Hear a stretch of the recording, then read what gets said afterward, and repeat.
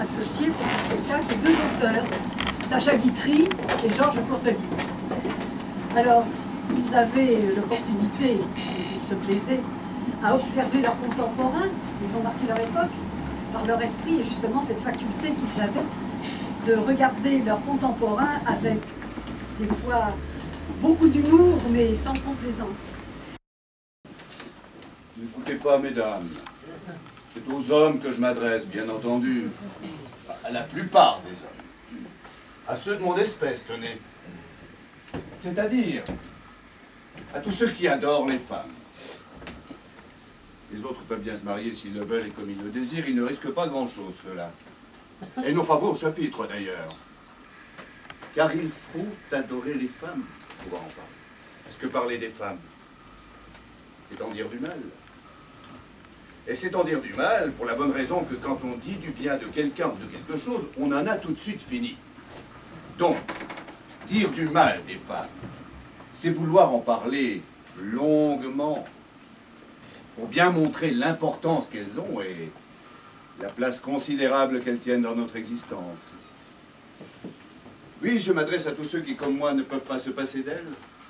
Tous ceux qui s'imaginent qu'elles sont en danger de mort sitôt qu'elles sont loin d'eux. Et qui se croiraient déshonorés sitôt que leur nom n'était pas porté par une femme. Alors que bien souvent, elles le déshonorent. Oui, je m'adresse à tous ceux qui, comme moi, tous ceux qui adorent les femmes. Ou plus exactement, qui croient les adorer. Car si nous avions la franchise de nous avouer à nous-mêmes les raisons qui nous déterminent à prendre femme, je crois que nous serions le plus souvent surpris de ce qu'elles ont à la fois d'obscur, de puéril, de paradoxal. Je m'explique. Elle était mariée, je suppose, et nous en étions devenus, follement amoureux. Nous l'avons fait divorcer, nous l'épousons, et nous nous apercevons, trop tard, que c'est parce qu'elle était mariée que nous en étions devenus, follement amoureux. Nous prenons une femme libre et indépendante. C'est adorable, une femme libre.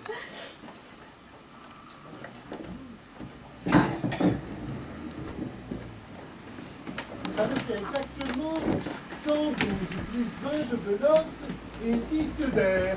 Excusez-moi, mon cher ami, mais les 10 de d'air, c'est moi qui les ai. Oh, c'est vrai. Je vous demande pardon, ma petite Henriette. Pourquoi demander pardon? Oh, c'est vrai. Écoutez, il faut que vous soyez devenu fou pour faire ce que vous faites. Ce que je fais? Comment? Voilà une demi-heure. Vous me faites des signes et des gestes, que vous m'adressez des regards menaçants, que vous me compromettez en amour. Mais personne n'a rien vu. Je vous regarde tous les trois. Je vous demande pardon. Lucienne s'en est parfaitement rendu compte. Et c'est un miracle que mon mari ne se soit pas aperçu. Alors pourquoi êtes-vous venu? Pour en finir, C'est d'ailleurs pour cette raison que je vous ai appelé. qu'est-ce que vous avez à me dire? J'ai à vous dire que vous conduisez de plus en plus mal. Quoi? Parfaitement. D'abord, vous êtes beaucoup trop décolleté. Allons donc. Beaucoup trop.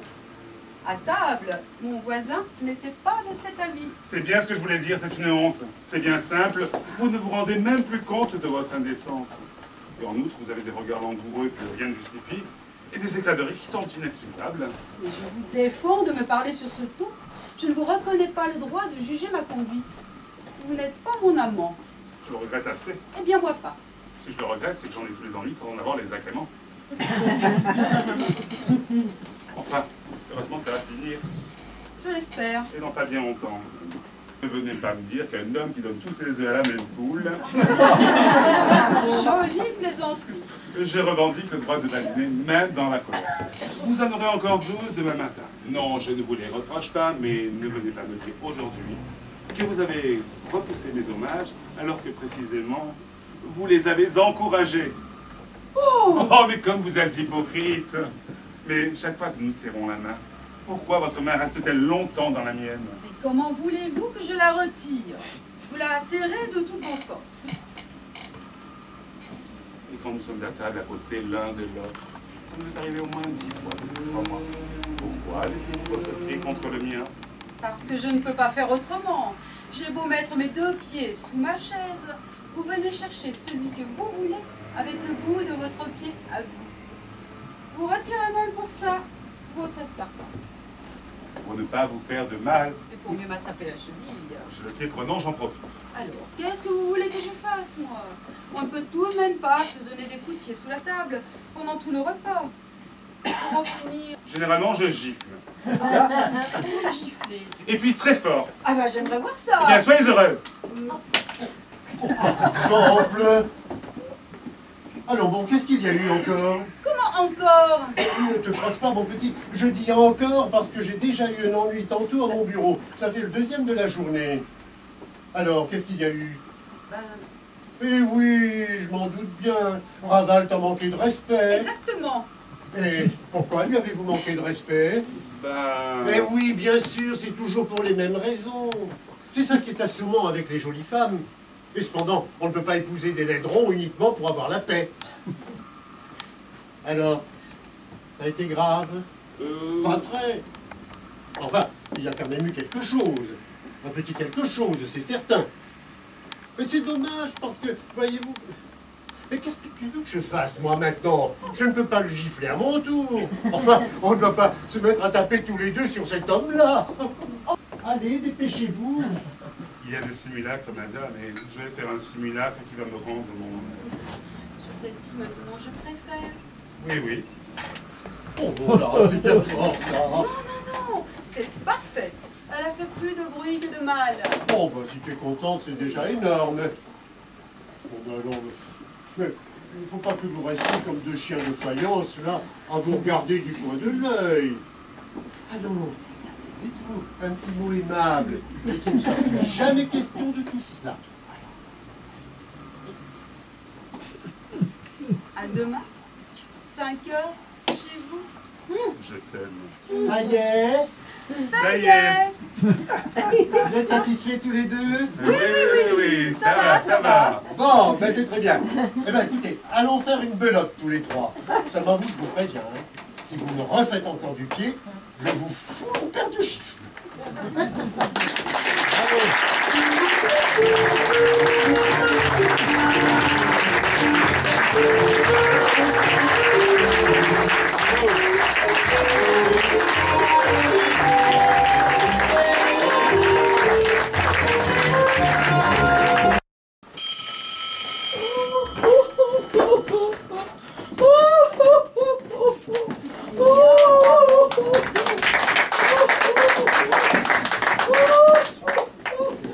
C'est toi, Gabrielle. Ah ça, mais tu pleures. Mais que t'arrive-t-il donc? Tiens, tiens. Que t'arrive-t-il donc? Oh, un verre d'eau, veux-tu? Tout de suite, mon chat, tout de suite. Pour Dieu, que t'arrive-t-il? Tiens, bois.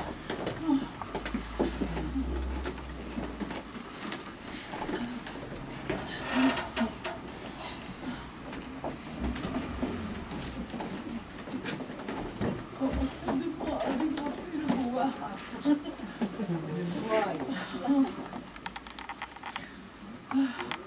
Hâte mes mains. Tu as une fièvre. Oh, je suis comme une folle. Oh, mais calme-toi, je t'en supplie. Tu me tournes les sangs. Oh, je suis comme une folle, je te dis. Bois encore un petit peu. Là. Ça va mieux? Non, je ne sais plus. Oh, mon Dieu, mon Dieu. Soyez donc une honnête femme. Mais que t'arrive-t-il? Ce qui se passe.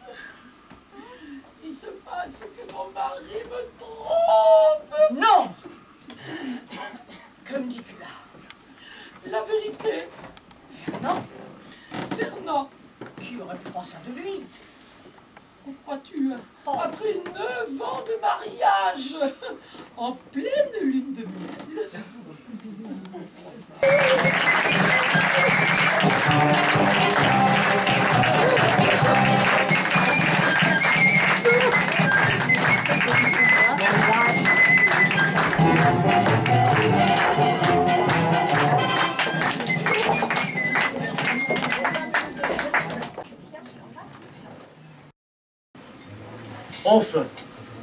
la liberté, l'exquise liberté, le silence absolu, le repos bien-aimé, le calme où rien ne vibre.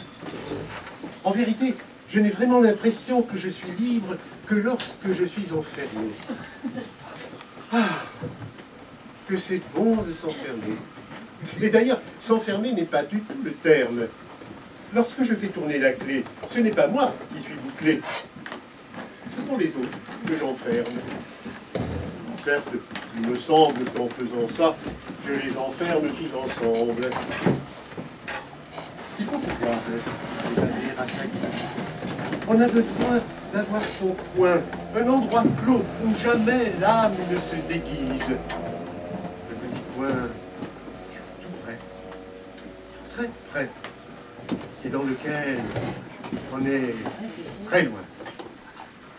Là, je me sens vraiment seul. Je peux gesticuler, je peux fumer, je peux bâiller. Je pourrais même travailler si j'en avais envie. Et toi, ma fantaisie, tout simplement parce que je t'adore. Parle-moi, dis, veux-tu, dis, comme l'autre soir. Je voulais justement te parler d'un projet. Tout à l'heure, chérie, je parle à ma mémoire. Oh, pardon, je croyais que tu m'interrogeais. De quoi veux-tu te souvenir? De ta jeunesse? Oui, j'aime assez me rajeunir. Le jour de ta naissance, on te fit la promesse. Ne va pas si loin, je t'en prie. En 97, c'était le jour des prix. Ne va pas si loin, je t'en prie. En 99, pour ne pas avoir appris, Ne va pas si loin, je t'en prie. Parlons de ma jeunesse et non de mon enfance. te souviens-tu d'une romance que l'on chantait en 1900? J'avais 15 ans. Ah, ça commence. Je me souviens de la romance que l'on chantait en 1900. Le refrain était agaçant. Eva, parle encore un peu. Je peux, Parle. à la fin du mois d'août, Enfin, je vois venir des souvenirs plus doux. À la fin du mois d'août. que perdis-tu, volage? Tiens, pardi, j'en avais l'âge. Je me rappelle exactement. Elle était belle? Énormément. Ah, j'ai changé de goût depuis la fin de ce mois d'août. Mais va, ma mémoire, parle encore. Te souviens-tu de cette brune dont le corps était très mince et très fragile, mais dont les seins étaient si bien? Je m'en souviens. Séville à Cardiff en passant par Auray. Et pendant toute l'année, personne ne saurait si je suis mort ou vif.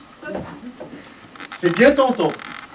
Perds du temps, va l'embrasser. Et toi, réveille-toi. Ah non, réveille-toi. Il Avec sa volonté. Ça va se gâter. Puisqu'enfin tu veux bien, chérie, me consulter, il faudra, n'est-ce pas, me croire et m'écouter. Je ne te dirai pas, sois fort, car il le faut. Non, je te dirai plutôt, sois faible, et vas-y donc. Il ne me semble pas qu'il puisse t'en coûter. Oh, c'est bien. J'y vais. C'est très mauvais. Et ça se dit sa volonté. Quand même, on ne peut pas alors lui foutre un peu la paix? Mes enfants, elle dort. C'était la bonne qui frappait.